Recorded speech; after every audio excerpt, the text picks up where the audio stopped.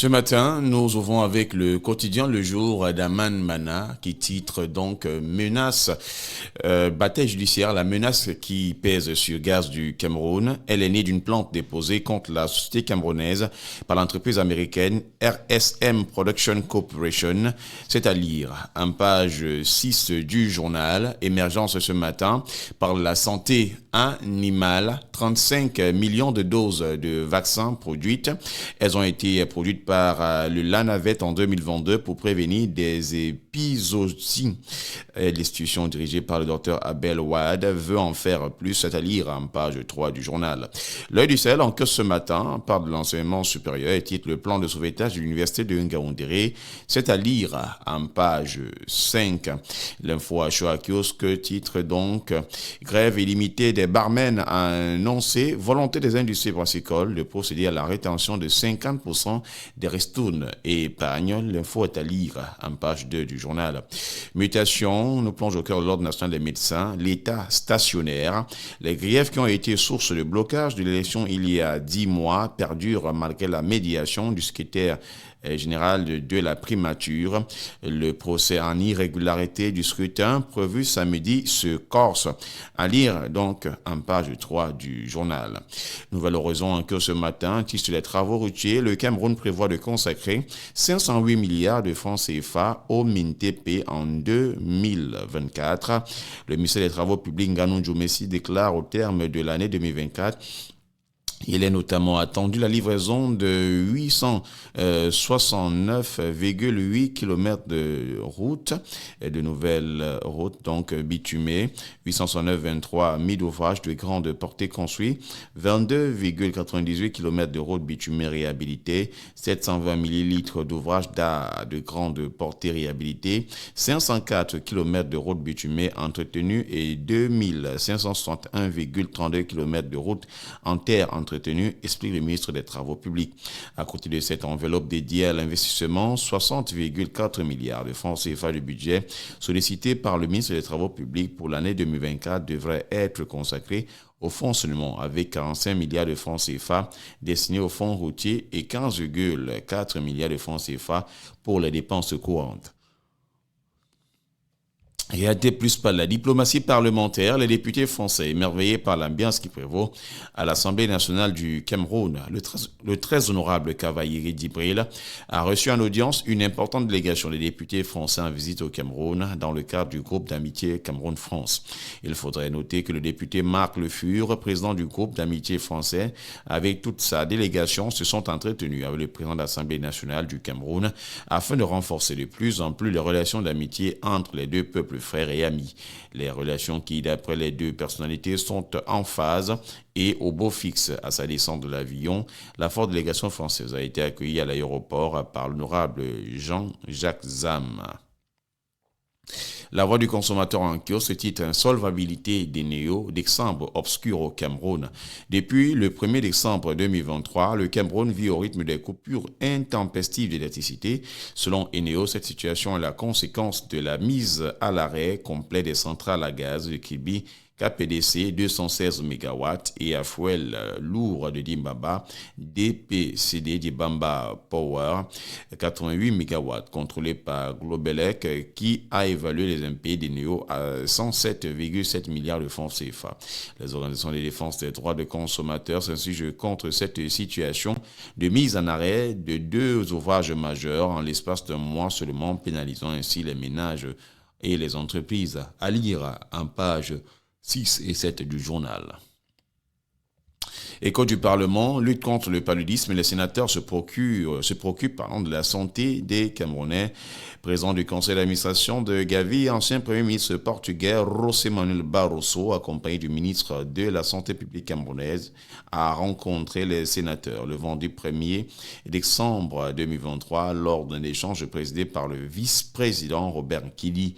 Cet échange du PCA de Gavi se situe dans le sillage de l'introduction du tout premier vaccin anti-paludique recommandé par l'OMS au Cameroun Premier pays à recevoir. Au cours de cet échange, la principale préoccupation des honorables de la Chambre haute était celle de savoir si toutes les garanties nécessaires avant la mise en œuvre du vaccin avaient été prises afin qu'il n'y ait pas d'effets secondaires graves. Une préoccupation à laquelle le PCA de Gavi a apporté des éclaircies. Plus tôt dans la journée, le PCA de Gavi, José Manuel Barroso, a été reçu en audience par le président du Sénat, Marcel Niat Difendi. À lire en page 2. Éco Matin, ce matin, par la pension des fonctionnaires, une autre CNPS en chantier, la proposition audacieuse du gouvernement camerounais de créer une caisse nationale des personnels de l'État, CNPE, dévoilée lors du discours du Premier ministre Joseph Dion-Ngouté à l'Assemblée nationale, marque un tournant majeur dans la gestion des pensions des fonctionnaires et contractuels. Cette initiative qui envisage de séparer les pensions des dépenses mensuelles de l'État suscite des réactions partagées, notamment au sein du ministère des Finances où les pensions représentent une part significative des dépenses courantes. La réalisation d'une étude actualisée de faisabilité devra éclairer sur les coûts futurs, les besoins en financement et la viabilité financière de ce projet qui pourrait autonomiser financièrement la CNPE en faisant d'elle un acteur majeur du financement de l'économie nationale. Retrouvez l'info en page 10 du journal. Politics est en kiosque ce matin et titre présidentiel 2025. Les trois figures d'un paysage politique camerounais à mutation. Ils sont jeunes, pleins d'ambition, soucieux de mieux faire bouger les lignes, mais aussi ils prennent coups et frustrations dans un paysage politique où les vieux ne lâchent pas prise. Retrouvez donc plusieurs informations en page 3 sur ce que propose Politics à propos de Franck-Emmanuel Olivier Biya, Serge Espoir Matomba et puis Cabral Libing-Lingenge.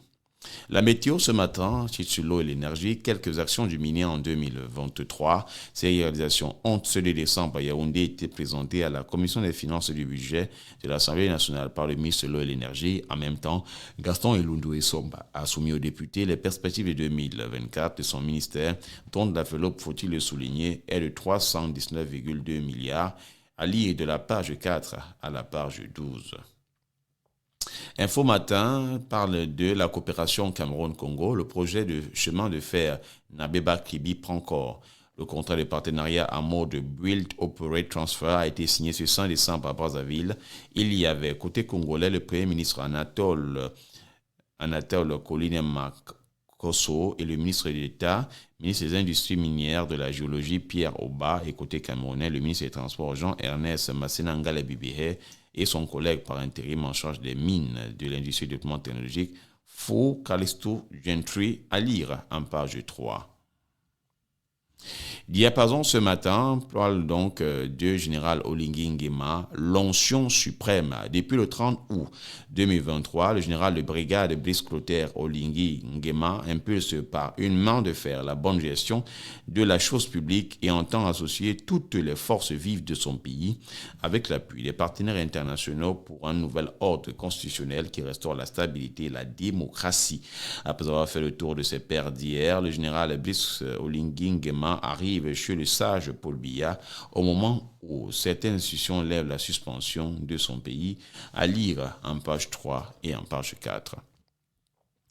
Intéressons-nous ce matin à un autre journal, bien entendu, qui nous plonge au cœur d'une autre actualité. Il s'agit de Réalité Plus, qui est par la section RDPC, Trois Relais d'Afrique, une possible réconciliation. L'on s'interroge le président de la section, le maire Poupa Ossambo Valentin, a tendu la main au fustier du renouvellement des organes de base de septembre 2021. Tous ont accepté de placer le parti avant leurs ambitions personnelles pour les prochaines échéances pour être plus unis. Cependant, la base doit faire le choix de ses représentants comme candidats afin que les luttes de leadership disparaissent. À lire pages 4 et 5. Le Messager en cours ce matin, titre l'Assemblée nationale, le SDF refait la loi de finances. Louis-Marie Capdeux et ses camarades répercutent les préoccupations du peuple et exigent que le gouvernement marque un temps d'arrêt pour écouter les citoyens à lire en page 10. Kalara, en que ce matin, revient sur l'affaire à Martinez-Ozogo. Comment le MINDEF a bloqué Maxime Eko et Amogo Belinga à Kondengui. Tentative d'évasion, coup d'état scientifique, faux et usage de faux, fake news. Depuis vendredi dernier, que n'a-t-on pas lu et entendu au sujet de la signature effective par le juge d'instruction du tribunal militaire de Yaoundé d'une ordonnance prononçant la remise en liberté de M.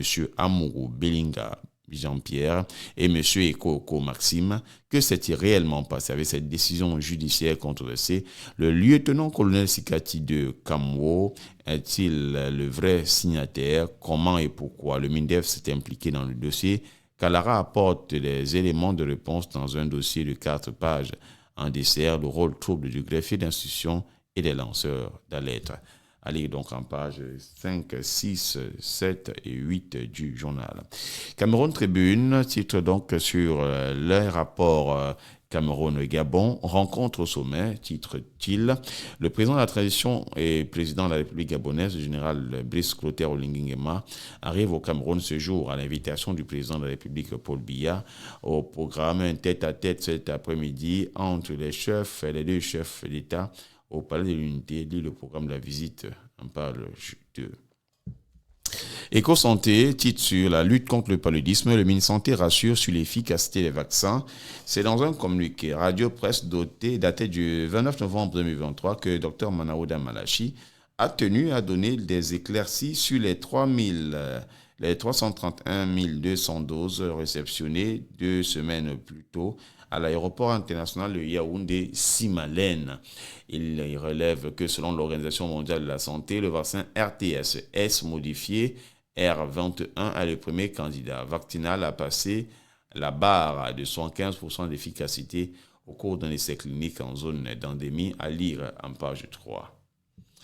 Et nous sortons avec le quotidien L'économie qui titre donc trajectoire. Le parcours de Thierry Hott, le promoteur du Rebranding African Forum, a reçu le prix du meilleur entrepreneur camerounais de la diaspora lors de la 2e édition de l'Economy Business Awards tenue le 21 novembre 2023 à Douala. Retrouvez l'info en page 3 du journal. Voilà donc ce que nous pouvions vous présenter.